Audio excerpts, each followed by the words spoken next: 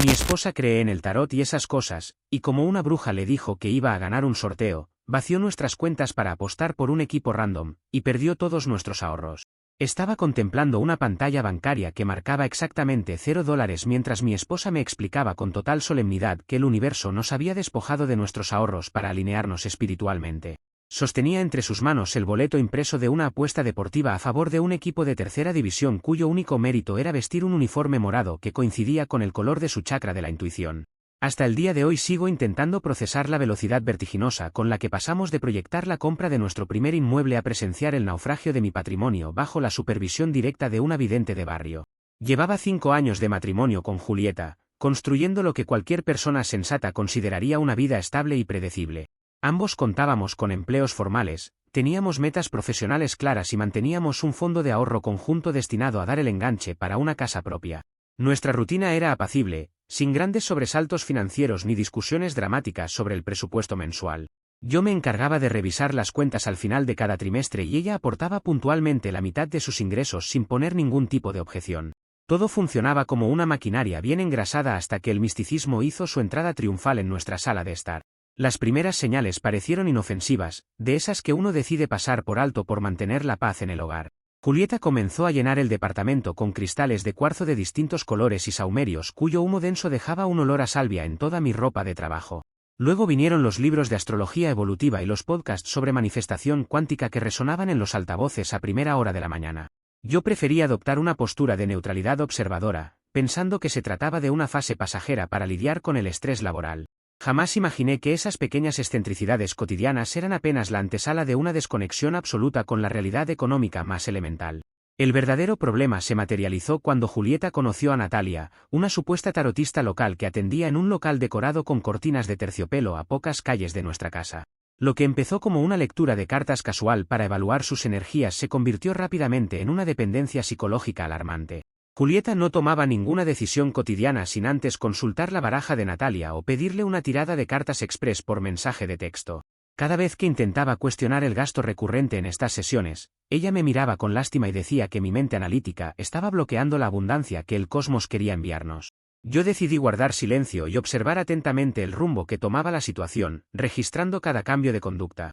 A pesar de la presencia constante de las cartas en nuestra conversación diaria, mantuve la calma creyendo que los límites lógicos se impondrían por sí solos.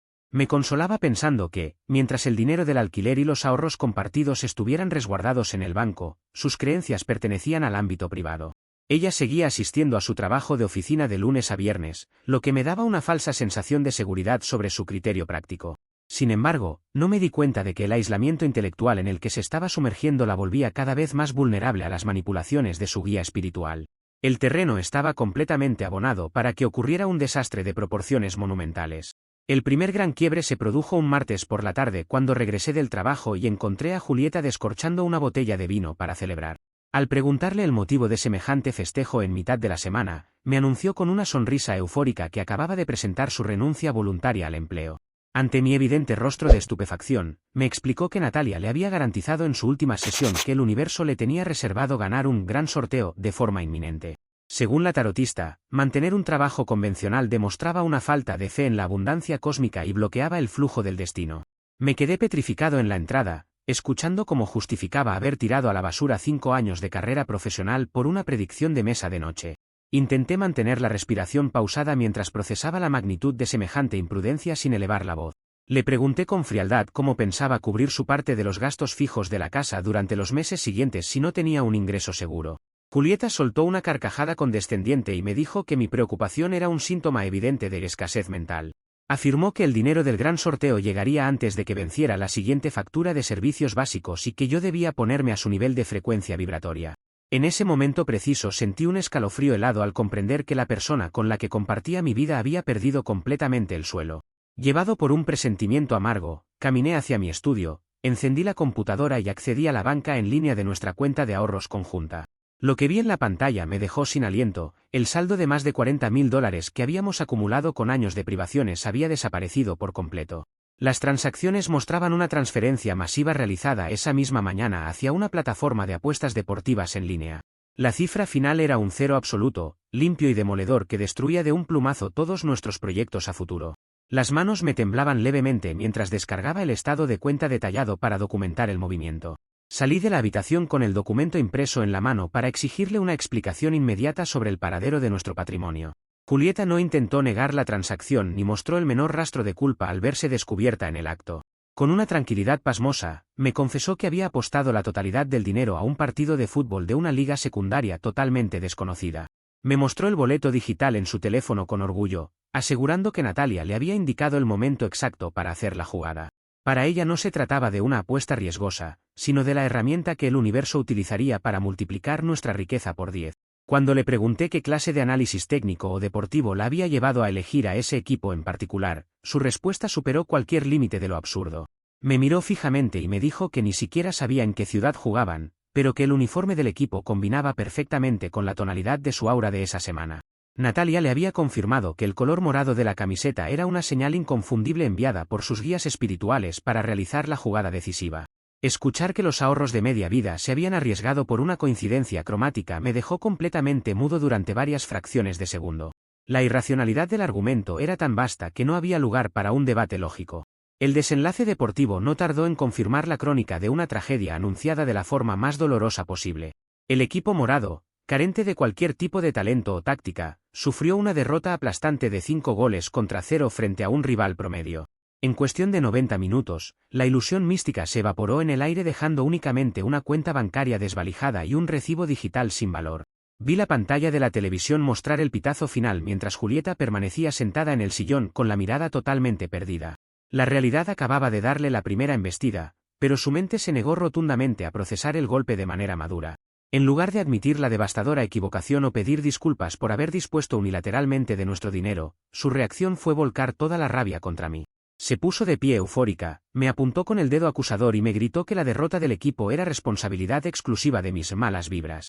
Aseguró que mi escepticismo y mi actitud calculadora habían interferido con el campo magnético del partido, arruinando su manifestación cósmica. Me recriminó haber estado pensando en el dinero en lugar de enviar energía de victoria hacia el televisor durante el encuentro. La escena rozaba lo delirante, yo era el culpable de la goleada por no haber meditado a favor de 11 desconocidos. En ese preciso instante entendí que cualquier intento de razonar, discutir o buscar una conciliación con ella era una absoluta pérdida de tiempo. La masa crítica de sensatez se había extinguido por completo y la empatía de su parte era inexistente. Comprendí que si me dejaba llevar por la ira o entraba en un conflicto de gritos, solo conseguiría desgastarme mientras ella encontraba nuevas excusas esotéricas para victimizarse. Mi rol debía ser frío, metódico y estrictamente pragmático para evitar que me arrastrara con ella hacia la quiebra absoluta. Decidí adoptar una postura de absoluta reserva táctica, guardando el estado de cuenta y registrando cada una de sus palabras sin alterarme. Sin decir una sola palabra de reproche adicional, me dirigí a mi escritorio esa misma noche para ejecutar los primeros movimientos de protección financiera. Redirigí de inmediato el depósito de mi nómina laboral hacia una cuenta personal independiente que ella no pudiera rastrear ni acceder. Notifiqué al banco la cancelación inmediata de mis tarjetas de crédito compartidas y congelé cualquier línea de financiamiento a mi nombre para evitar sorpresas indeseadas.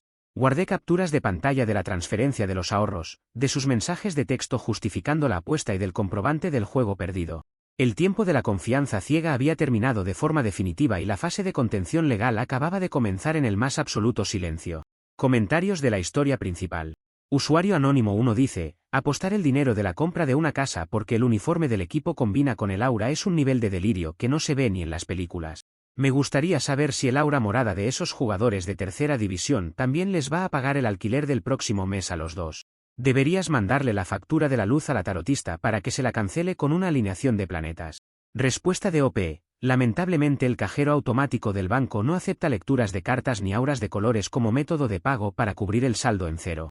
La cuenta quedó absolutamente vacía y los guías espirituales no dejaron ningún número de servicio al cliente para pedir devoluciones. Por ahora mi única prioridad fue poner a salvo mi sueldo antes de que descubriera el color del aura de la factura de agua. Usuario Anónimo 2 dice, que te culpe a ti y a tus malas vibras por la goleada de 5-0 de un equipo random es la excusa más descarada que he leído en mi vida para no hacerse cargo. Es obvio que usó el esoterismo como una pantalla barata para encubrir una irresponsabilidad financiera gigantesca y no sentir culpa. ¿De verdad pensaba que podías alterar el resultado de un partido de fútbol desde el sillón de tu casa con la mente? Respuesta de OP. Esa acusación me demostró con total claridad que la desconexión con la realidad de mi esposa ya no era un pasatiempo inofensivo, sino un peligro estructural. Tomarme sus gritos con frialdad me permitió mantener la cabeza despejada para hacer capturas de pantalla de absolutamente todo antes de que borrara las pruebas. Cuando la fe ciega se convierte en una herramienta para saquear las cuentas familiares, el único camino racional es la protección legal inmediata. Actualización 1. Ha pasado 3 semanas desde la última actualización. Las cosas en el departamento se mantenían en un ambiente de tensión helada, donde apenas nos dirigíamos la palabra para lo strictly necesario. Yo continuaba durmiendo en la habitación de huéspedes mientras avanzaba en silencio con la consulta de abogados para evaluar las opciones de separación definitiva. Julieta, lejos de mostrar algún signo de reflexión o arrepentimiento por haber evaporado nuestros ahorros, decidió que la causa real del desastre no había sido la tarotista Natalia. Según su nueva teoría mística, el verdadero culpable de la derrota deportiva era una pesada carga de energías estancadas que habitaba en los muros de nuestro hogar. Un viernes por la noche se presentó en el comedor con un presupuesto impreso a mano emitido por la misma Natalia.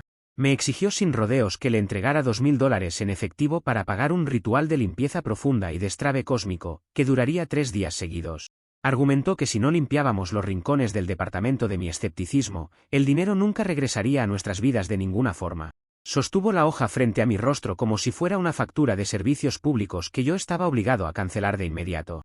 Miré el papel con desprecio contenido y noté que los costos incluían aceites exóticos, velas consagradas y los honorarios profesionales de la bruja. Mi respuesta fue un no categórico, expresado con un tono de voz plano y sin la menor concesión a la duda. Le recordé con cortesía helada que mis ingresos estaban protegidos en una cuenta privada y que no saldría un solo centavo de mi bolsillo para financiar a su estafadora de cabecera. Julieta se transformó de inmediato, pasando de la súplica espiritual a una agresividad contenida que presagiaba problemas mayores. Me advirtió con voz sombría que el universo cobraba muy caro a las personas que se interponían en los procesos de sanación energética. No volví a responder a sus provocaciones y me retiré a mi cuarto a trabajar en mi laptop, cerrando la puerta con seguro. A la mañana siguiente, cuando me dispuse a iniciar mi jornada laboral remota, descubrí con estupor que mi computadora portátil de alta gama había desaparecido de la mesa de trabajo. Tampoco estaban en su lugar la tableta gráfica ni el monitor secundario que utilizaba diariamente para mis proyectos profesionales. Registré cada rincón del departamento buscando mis herramientas de trabajo con una calma calculada, consciente de que no debía perder los papeles. Julieta me observaba desde la cocina mientras tomaba un té de hierbas con absoluta parsimonia, disfrutando visiblemente de mi desconcierto. No había rastros de forzamiento en las cerraduras ni ventanas abiertas por donde pudiera haber entrado un tercero. Al cuestionarla directamente sobre el paradero de mis pertenencias, me respondió sin pestañear que los equipos electrónicos se habían esfumado por karma acumulado. Aseguró que cuando una persona se aferra demasiado a la materia y se niega a fluir con el universo, los objetos físicos simplemente encuentran la forma de transmutar. Afirmó con la cabeza que era una lección evidente que los guías espirituales me estaban enviando para aflojar mi control sobre el dinero. La tranquilidad con la que inventaba semejante disparate para encubrir un robo doméstico me confirmó que no estaba dispuesto a tolerar más abusos. No discutí la veracidad de su historia de portales dimensionales y me retiré en silencio a evaluar la situación. Mi intuición de estratega me decía que los milagros cósmicos de Julieta solían tener explicaciones sumamente terrenales y vinculadas a la necesidad rápida de dinero. Sospeché de inmediato que los aparatos no se habían evaporado en el plano astral, sino que habían sido convertidos en efectivo para pagar sus deudas o sus consultas esotéricas. Sabía que para vender equipos de ese valor en poco tiempo, la vía más probable era recurrir a las plataformas locales de comercio electrónico entre particulares. Me encerré en mi habitación, tomé mi teléfono móvil personal y comencé a rastrear activamente las publicaciones recientes en el sector de la ciudad. Mi búsqueda fue metódica, filtrando por marcas, modelos específicos y fechas de publicación de las últimas 24 horas. Mi paciencia dio frutos en menos de 45 minutos de búsqueda ininterrumpida en la red. Encontré un perfil de usuario recién creado que ofrecía exactamente mi computadora portátil, mi tableta y mi monitor por una fracción de su valor real. Las fotografías del anuncio mostraban los equipos colocados sobre el mantel característico de nuestra propia mesa del comedor, dejando al descubierto detalles inconfundibles de la madera. Además, el perfil utilizaba un seudónimo torpe, pero el número de contacto proporcionado para la transacción por mensajería coincidía número por número con la línea secundaria de Julieta. El portal dimensional del karma no era más que una cuenta de ventas de segunda mano alimentada por la codicia. En lugar de confrontarla de inmediato y darle la oportunidad de borrar la publicación o esconder los aparatos en otro sitio, actué con frialdad quirúrgica. Realicé capturas de pantalla de alta resolución de la publicación, del perfil del vendedor, del número telefónico visible y del cuadro de diálogo con el precio. Busqué las facturas originales de compra en mi correo electrónico y cotejé los números de serie de los dispositivos con los detalles visibles en las fotos. Todo encajaba a la perfección con un margen de error inexistente que destruía cualquier intento de defensa. Tenía en mis manos la prueba documental irrefutable de un delito de hurto y comercialización ilegítima cometido dentro del matrimonio. Con el expediente digital bien respaldado en la nube y en una memoria externa, tomé la decisión de abandonar el apartamento de forma definitiva esa misma tarde. Fui a mi habitación, saqué 2 maletas grandes del armario y comencé a empacar cuidadosamente mi ropa, documentos personales y pertenencias básicas. Julieta se percató del movimiento de las maletas y se acercó al pasillo con una expresión que cambió rápidamente de la satisfacción a la alarma descontrolada. Se dio cuenta de que mi silencio no era sumisión, sino la preparación ordenada de mi salida de su vida. Comprender que estaba perdiendo el control sobre mí la hizo entrar en un estado de desesperación absoluta. Comenzó a gritar desquiciada que yo no tenía derecho a abandonarla en medio de su proceso de limpieza espiritual y que mi partida arruinaría su canalización energética. Se interpuso físicamente en la puerta para impedirme salir con las maletas, lanzando insultos y acusaciones absurdas sobre mi supuesta traición al matrimonio. Yo mantuve las manos a los lados, sin tocarla ni elevar el volumen de mi voz en ningún instante para no darle argumentos de agresión. Le pedí con absoluta calma que se hiciera a un lado para dejarme pasar, advirtiéndole que cada una de sus acciones estaba quedando registrada. Al ver que mi postura permanecía inquebrantable como un muro de piedra, salió corriendo del departamento hecha una furia. Escuché el portazo lejano, segundos después, una serie de ruidos secos y metálicos provenientes del estacionamiento subterráneo del edificio donde estaba aparcado mi automóvil. Miré por la ventana del pasillo y presencié una escena dantesca. Julieta estaba agachada junto a mi vehículo con un destornillador de cocina en la mano. De forma sistemática y fuera de sí, procedió a clavar la herramienta en cada uno de los 4 neumáticos hasta dejarlos completamente deshinchados sobre el concreto. Pensó erróneamente que al dejarme inmovilizado mecánicamente me vería obligado a quedarme bajo su techo a negociar. Su ataque de ira vandálico fue presenciado por 2 vecinos que bajaban a tirar la basura en ese preciso momento. Saqué mi teléfono móvil, me acerqué a la barandilla del estacionamiento y tomé fotografías claras y detalladas de ella en plena ejecución del sabotaje a las llantas. Descendí las escaleras con paso firme, me acerqué al auto destruido sin dirigirle una sola palabra a Julieta y registré de cerca los cortes en la goma. Ella me miraba con una sonrisa desafiante, sosteniendo el destornillador como si hubiera obtenido una victoria táctica brillante sobre mi movilidad. Solicité los servicios de una grúa privada mediante la aplicación de mi seguro vehicular para que retirara el automóvil destruido de las instalaciones. Los vecinos presentes se ofrecieron voluntariamente a rendir testimonio si era necesario, indignados por la violencia gratuita del acto. Una vez que la grúa enganchó el auto, me subí al asiento del copiloto y le pedí al chofer que nos dirigiéramos directamente a la comisaría de policía más cercana de la zona. Ingresé a la oficina de denuncias con una carpeta llena de pruebas, capturas del hurto de los equipos electrónicos, facturas de compra, fotos de las llantas ponchadas y los datos de los testigos. El oficial de turno tomó mi declaración detallada e inició formalmente una causa penal contra Julieta por daños a la propiedad privada y hurto. Salí de la comisaría entrada la noche con una copia sellada de la denuncia penal en la mano, sabiendo que la escalada de su caos había cruzado un punto de no retorno legal. Comentarios de la actualización 1. Usuario anónimo 1 dice, me encanta cómo el karma acumulado de tu esposa de repente necesita crear perfiles falsos en plataformas de venta y poner su propio número de teléfono para cobrar. Es fascinante que las leyes del universo ahora acepten transferencias bancarias locales y citas en el estacionamiento para entregar laptops robadas. Menos mal que guardaste las facturas con los números de serie para desarmarle la iluminación espiritual en 5 minutos. Respuesta de OP, resulta que el karma celestial dejó una huella digital tan ridículamente fácil de rastrear que hasta el oficial de la policía soltó una carcajada al ver las capturas. Las facturas de compra con los números de serie impresos en papel le ganan a cualquier discurso de transmutación de la materia en cualquier tribunal. Mantenerme en silencio mientras imprimía los respaldos fue la mejor decisión para que ella sola se tendiera la trampa. Usuario anónimo 2 dice, bajar al estacionamiento a poncharte las 4 llantas con un destornillador frente a los vecinos ya no es ser una señalera mística, es cometer un delito flagrante de vandalismo. Me parece insólito que pensara que dejándote sin carro te ibas a quedar en la casa a pagarle el ritual de las velas a la bruja Natalia. Hiciste perfecto en llamar a la grúa e irte directo a la comisaría a radicar la denuncia penal sin engancharte en su show. Respuesta de OP. Ponchar las 4 llantas frente a testigos presenciales me dio exactamente el elemento probatorio que necesitaba para demostrar su peligrosidad e inestabilidad ante la ley. Mi respuesta no podía ser gritarle en el estacionamiento, sino dejar que la grúa me llevara a la delegación a firmar el documento oficial. Cada acto de vandalismo que comete por desesperación es un clavo más en la carpeta legal que mi abogado está armando para el divorcio. Actualización 2. Ha pasado 2 meses desde la última actualización. Las medidas cautelares dictadas por el juez me permitieron establecer un domicilio temporal seguro mientras el proceso de divorcio avanzaba formalmente en los tribunales. Las cuentas bancarias compartidas quedaron completamente congeladas por orden judicial como parte del litigio por la restitución del fondo de ahorro sustraído. Esta situación de asfixia financiera acorraló a Julieta de tal manera que sus ingresos personales, al no tener trabajo formal, se redujeron a cero absoluto.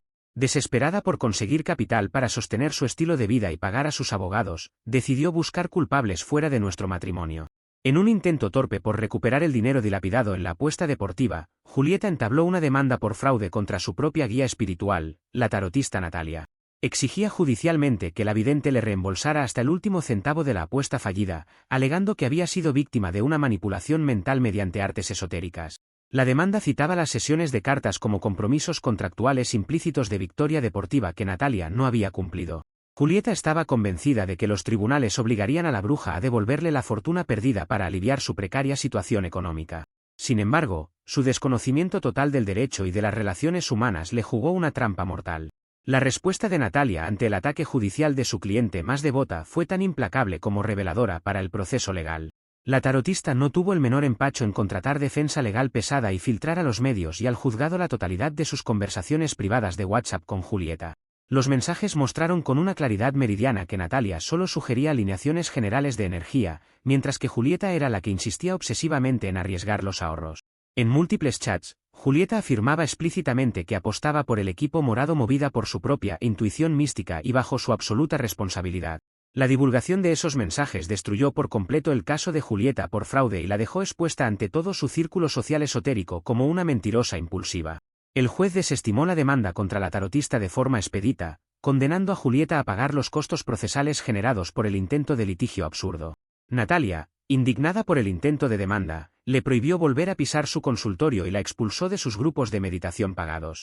La red de contención mística que Julieta había construido durante años se desmoronó en cuestión de días debido a su propia ambición de culpar a otros. Ciega de rabia por la humillación pública y sintiéndose acorralada por las deudas que se acumulaban en su buzón, mi exesposa redirigió toda su furia destructiva hacia mi entorno profesional. Razonó con una lógica retorcida que si lograba destruirme laboralmente, yo me vería obligado a negociar un acuerdo económico favorable para frenar el escándalo.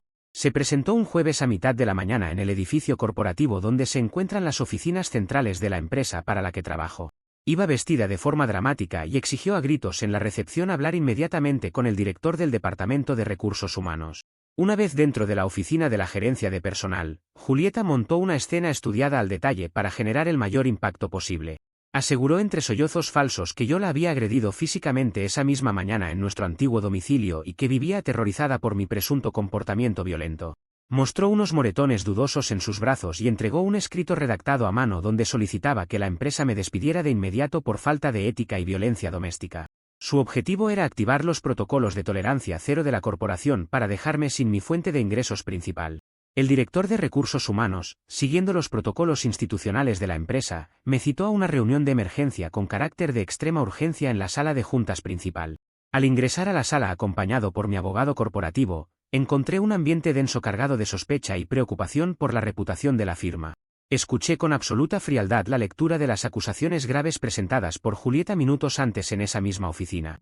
No mostré enojo, ni desesperación, ni intenté desacreditar su testimonio con descalificaciones personales o insultos. Simplemente abrí mi maletín, extraje una carpeta rígida y la coloqué sobre la mesa frente a la gerencia. La estrategia defensiva que mi abogado y yo habíamos diseñado con semanas de anticipación preveía exactamente este tipo de ataques desesperados a mi reputación. Entregamos las bitácoras digitales de marcación laboral y los registros biométricos de acceso del edificio secundario de la empresa ubicado al otro lado de la ciudad. Los sistemas informáticos de la compañía demostraban con precisión de segundos que yo había ingresado a las instalaciones operativas a las 7 de la mañana. Durante todo el bloque horario en el que Julieta afirmaba haber sido agredida en la otra punta de la ciudad, mi tarjeta de acceso registraba movimientos ininterrumpidos en el área de servidores. Adicionalmente, presentamos las grabaciones del sistema de videovigilancia corporativo del edificio secundario, donde se me veía trabajando tranquilamente en mi escritorio junto a 3 compañeros de equipo. Las pruebas técnicas presentadas eran tan abrumadoras, fehacientes e incontrovertibles que la mentira de Julieta se desintegró en menos de 10 minutos de revisión. El director de Recursos Humanos cambió drásticamente su postura, pasando de la preocupación institucional a una indignación profunda por el intento de manipulación del sistema de la empresa. La falsedad de la denuncia había quedado expuesta de manera irrefutable ante la alta directiva. La reacción de la empresa no se hizo esperar y fue ejecutada con una contundencia administrativa implacable contra la intrusa. El Departamento de Seguridad procedió a incluir los datos y la fotografía de Julieta en la lista negra corporativa, prohibiéndole la entrada a cualquier sede de la compañía para siempre. Asimismo, la alta gerencia consideró el incidente como un ataque directo contra la estabilidad de la firma y puso al equipo legal corporativo a mi entera disposición. Los abogados de la empresa me asesoraron para utilizar los registros oficiales de la reunión como evidencia clave en las acciones penales que emprenderíamos a continuación. Con el respaldo institucional de mi empleador y la evidencia documental de las cámaras, nos dirigimos esa misma tarde a la Fiscalía Penal correspondiente. Entablamos una demanda formal contra Julieta por los delitos de calumnia, injuria y falsa denuncia ante autoridades administrativas con la intención de causar perjuicio laboral. La denuncia penal recién radicada se sumó de inmediato a la causa previa por daños a la propiedad y hurto de equipos electrónicos. El cerco legal alrededor de su conducta se estrechaba de forma matemática mientras ella perdía todo margen de maniobra. Mi postura durante todo el proceso se mantuvo inalterable, no le envié un solo mensaje de texto, no atendí sus llamadas desesperadas ni caí en la trampa de responder a sus provocaciones públicas. Dejé que fueran los sellos judiciales, los vídeos corporativos y los registros biométricos los que hablaran por mí en cada etapa del conflicto. Julieta se dio cuenta de que cada vez que intentaba armar una trampa mediática o laboral, su propio peso la hundía más profundo en el lodo. Su estrategia de ataque se había convertido en un boomerang imparable que amenazaba con destruir su libertad. Al cerrar la jornada, recibí un correo de mi abogado confirmando que la Fiscalía había aceptado a trámite la nueva denuncia penal por calumnia agravada. Mi exesposa se encontraba ahora notificándose de múltiples procesos penales paralelos mientras sus recursos económicos continuaban absolutamente congelados. Pasé la noche revisando los avances de la liquidación del divorcio con una sensación de control absoluto sobre las circunstancias. La mística y las vibras no tenían ninguna jurisdicción dentro de las salas de un tribunal de justicia. Comentarios de la actualización 2. Usuario Anónimo 1 dice, demandar a la tarotista por fraude porque la apuesta falló y que la bruja saque las capturas de WhatsApp donde ella misma decía que apostaba por intuición propia es la comedia del año. Ni las cartas del tarot ni la bola de cristal pudieron prever que Natalia guardaba los recibos digitales de los chats para defenderse. Al final la lección mística fue que las pruebas terrenales de WhatsApp le ganan a cualquier alineación de astros. Respuesta de OP. El esoterismo se termina justo en el momento en que un abogado saca las capturas de pantalla de los chats de WhatsApp impresas en papel de oficio. Natalia prefirió salvar su propio negocio exponiendo la terquedad de Julieta antes que irse al hoyo con ella por un partido de fútbol. Es irónico que la misma comunidad mística en la que buscaba refugio terminara cerrándole las puertas en la cara por mentirosa. Usuario Anónimo 2 dice, ir a recursos humanos de tu empresa a inventar una agresión física con moretones falsos para que te despidan es cruzar un límite de malicia horrible. ¿Hasta dónde pensaba llegar para arruinarte la carrera solo porque la congelaste financieramente? Menos mal que tu estrategia de abogado preventivo con registros biométricos y cámaras de seguridad la dejó como una calumniadora profesional frente a tus jefes. Respuesta de OP. Presentar los marcajes biométricos y los vídeos de las cámaras de seguridad en la sala de juntas fue el movimiento definitivo que desarmó su mentira en 10 minutos. Cuando manejas los conflictos con frialdad y pruebas documentales en la mano, los intentos de extorsión laboral se convierten en evidencia para la Fiscalía. Ahora la empresa no solo me respaldó por completo, sino que sus propios abogados ayudaron a redactar la demanda por calumnia penal. Actualización 3. Ha pasado 5 meses desde la última actualización. La acumulación implacable de notificaciones judiciales, honorarios de abogados defensores y deudas personales llevó a Julieta a un nivel de desesperación incontrolable. Al encontrarse totalmente aislada de sus antiguos círculos esotéricos y sin posibilidad de acceder a las cuentas congeladas, dirigió sus garras hacia su propio núcleo familiar. Decidió que la forma más rápida de saldar sus compromisos penales pendientes era exigir dinero a sus padres bajo métodos que rozaban la extorsión directa. Estaba convencida de que su familia cedería ante la presión con tal de evitar un escándalo público de proporciones mayores. Julieta se presentó en la residencia de sus padres un domingo por la tarde para exigirles la entrega inmediata de $30.000 en efectivo sin dar mayores explicaciones financieras. Ante la negativa firme de sus progenitores a financiar sus locuras sin ver un plan de rehabilitación claro, ella cambió drásticamente de táctica. Comenzó a amenazarlos abiertamente con divulgar secretos familiares delicados e inventar historias escandalosas en redes sociales si no le entregaban los fondos solicitados. Utilizó el chantaje emocional más ruin contra las dos personas que le habían dado cobijo temporal durante sus primeros meses de separación. Lo que Julieta no anticipó fue que sus padres, cansados de años de tolerar sus desequilibrios y manipulación constante, habían alcanzado su propio límite de tolerancia. En lugar de ceder al chantaje monetario, su padre la encaró con absoluta severidad y le exigió que abandonara la casa familiar de inmediato. Le dejaron claro que no estaban dispuestos a ser rehenes de sus chantajes ni a financiar sus disputas judiciales contra la ley. Ante su negativa a salir de la propiedad, sus padres llamaron a las autoridades locales para que la escoltaran fuera de las instalaciones sin miramientos. La expulsión de la casa paterna la dejó literalmente en la calle, despojada de la posada gratuita que mantenía y repudiada por sus propios progenitores. Sus padres enviaron un comunicado formal al resto de los familiares notificando que cortaban todo vínculo afectivo y financiero con Julieta hasta que asumiera sus responsabilidades legales. Quedó aislada en un departamento de renta temporal de bajo costo que apenas podía sufragar con préstamos de poca monta. La soberbia mística que solía exhibir se convirtió en una angustia visible al ver que su familia le cerraba la puerta en el rostro de forma definitiva. Acorralada por la falta de liquidez y con la fecha límite para pagar a sus abogados penalistas encima, Julieta ideó una maniobra desesperada de alto riesgo financiero. Decidió gestionar un préstamo personal de alto monto a través de entidades financieras informales y prestamistas de dudosa reputación. Como sus antecedentes crediticios estaban completamente arruinados por el congelamiento judicial, optó por cometer un delito grave dentro de su propio círculo íntimo. Utilizó la identidad completa, la firma falsificada y las copias de los documentos oficiales de su propia hermana menor sin su consentimiento. Julieta ingresó las solicitudes de crédito digital utilizando los datos fiscales y los comprobantes de ingresos de su hermana, tratando de desviar el dinero hacia una cuenta propia de cobro rápido. Planeaba obtener el capital desembolsado para cubrir sus urgencias penales y dejar a su hermana con la deuda millonaria a largo plazo. Pensaba ingenuamente que por tratarse de un trámite en línea no habría verificación presencial rigurosa que pudiera delatarla a tiempo. Estaba dispuesta a sacrificar el futuro financiero de su hermana con tal de salvar su propio pellejo ante la justicia. Sin embargo, mi estrategia de mantener una comunicación fluida y transparente con la familia de mi exesposa dio el resultado preventivo buscado. Desde que iniciaron los procesos judiciales, yo había enviado carpetas digitales con los respaldos legales a su hermana para que estuviera alerta ante cualquier movimiento extraño. Le sugerí expresamente que activara las alertas bancarias de consulta de historial crediticio en tiempo real para evitar sorpresas desagradables. Gracias a este aviso oportuno, su hermana mantenía un monitoreo constante sobre su información personal en las centrales de riesgo financiero. La alerta de seguridad saltó de forma inmediata en el teléfono de la hermana al detectarse múltiples intentos de apertura de líneas de crédito a su nombre en plataformas informales. Al revisar los detalles de las solicitudes, descubrió que las direcciones de correo de contacto y las fotos de verificación pertenecían directamente a Julieta. Sorprendida por la ruindad de la maniobra, la hermana actuó con una rapidez fría y determinante para frenar el fraude en seco. No hubo espacio para conversaciones familiares ni súplicas de perdón por parte de la infractora. La hermana se apersonó de inmediato en las entidades financieras para congelar los desembolsos en curso y presentar las denuncias formales por suplantación de identidad. Acudió directamente a la Fiscalía a radicar una demanda penal contra Julieta por el delito de falsificación de documento público y fraude financiero tentado. La rapidez de la intervención impidió que el dinero fuera entregado a la cuenta de Julieta, salvaguardando el patrimonio de la hermana. El expediente criminal de mi exesposa sumaba ahora un cargo grave presentado por un miembro directo de su propia sangre. El repudio dentro de la familia fue total e irreversible tras descubrirse la tentativa de estafa contra su propia hermana.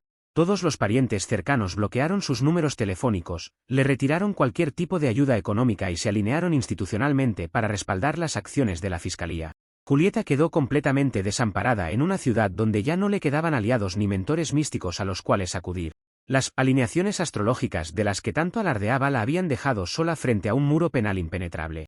Mientras tanto, mi abogado presentó ante el juzgado de familia los nuevos acontecimientos como evidencia clara de su conducta delictiva reiterada e inestabilidad moral. El juez de la causa tomó nota de los procesos penales acumulados por hurto, daños, calumnia e intento de suplantación de identidad. La posición de Julieta dentro del juicio de divorcio y división de bienes quedó reducida a escombros insostenibles. Cada intento de sabotaje contra los demás terminaba convirtiéndose en la prueba perfecta para condenarla de forma definitiva. Durante esos meses mantuve mi rutina diaria enfocado estrictamente en mi crecimiento profesional y en mi recuperación financiera personal. Observaba la caída en picado de Julieta desde la distancia que brinda la ley y la cautela, sin emitir juicios de valor en público. Entendí que cuando una persona se basa en el engaño y el autosabotaje constante, el mejor trabajo del estratega es no interrumpirla mientras se destruye sola. La espiral de consecuencias impredecibles estaba llegando a su punto culminante de manera inevitable. Un par de semanas después del intento de suplantación, me llegó la notificación oficial de que todas las causas penales contra ella habían sido unificadas para el juicio oral final. El panorama para Julieta era desolador, enfrentaba penas de prisión condicional, multas gubernamentales impagables y la obligación de reparar los daños ocasionados. La lección de realidad terrenal estaba a punto de ser dictada por un tribunal formal con fuerza de sentencia ejecutoriada. La calma regresaba a mi vida mientras el sistema judicial preparaba el cierre definitivo del caso. Comentarios de la actualización 3. Usuario anónimo 1 dice, intenta extorsionar a los papás, la botan a la calle y lo primero que se le ocurre es robarle la identidad a la hermana para sacar créditos piratas. Me recuerda muchísimo al caso de un primo que terminó en la cárcel por pedir préstamos a nombre de la abuela para jugarlos en el póker en línea. Qué bueno que mantuviste informada a la familia con respaldos legales para que la hermana pudiera reaccionar a tiempo y frenar el desembolso. Respuesta de OP. La codicia descontrolada y la desesperación no respetan lazos de sangre ni historias familiares cuando los cobradores están en la puerta. Mantener a la familia al tanto de la realidad judicial con carpetas de pruebas fue la única forma de evitar que destruyera el crédito de su propia hermana. Afortunadamente, la alerta rápida de las centrales de riesgo funcionó exactamente como debía para bloquear el dinero antes de que desapareciera. Usuario anónimo 2 dice, las buenas vibras y las lecturas de cartas terminaron dejándola sin techo, sin familia y con la policía esperándola en la puerta del departamento temporal. Que tus propios padres te saquen con la fuerza pública de la casa por chantajista es la comparación más humillante posible de su fracaso espiritual. Al final la energía del universo resultó ser una orden de captura y un expediente lleno de delitos penales. Respuesta de OP. El resultado de sus actos fue la consecuencia matemática exacta del boomerang legal que ella misma puso en marcha con sus decisiones. Cuando gastas años justificando robos y falsedades con excusas místicas, la realidad te termina alcanzando con todo el peso de la ley. No hubo ninguna maldición en su contra, simplemente cosechó el producto directo de su propio autosabotaje irresponsable. Actualización 4. Ha pasado un año desde la última actualización. La fecha para la audiencia final del juicio oral y la resolución definitiva del proceso de divorcio llegó con un clima de absoluta expectativa en el tribunal. Yo asistí a la sala en compañía de mi equipo legal, vistiendo de manera impecable y llevando carpetas minuciosamente organizadas con todas las pruebas acumuladas durante los meses de litigio. Julieta se presentó sola, visiblemente demacrada, sin la compañía de un abogado privado por falta de pago y representada únicamente por un defensor público de oficio asignado a última hora. El ambiente en la sala reflejaba la diferencia abismal entre la preparación metódica y el caos improvisado.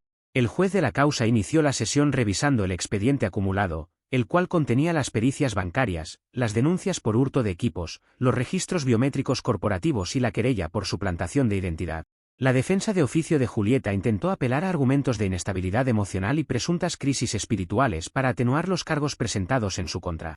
Sin embargo, el magistrado desestimó rotundamente esas justificaciones, señalando que la mística no constituía ningún eximente de responsabilidad penal ni civil bajo el código legal vigente.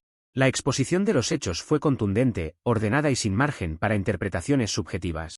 El fallo dictado por el juez fue una victoria absoluta e incontestable a mi favor en todos y cada uno de los puntos demandados. Se concedió el divorcio vincular definitivo por causal de culpa exclusiva de la demandada, disolviendo de forma expedita la sociedad conyugal. Se decretó un embargo judicial ejecutivo sobre cualquier ingreso, sueldo futuro o cuenta bancaria a nombre de Julieta hasta restituirme la totalidad de los $40.000 sustraídos del fondo de ahorro.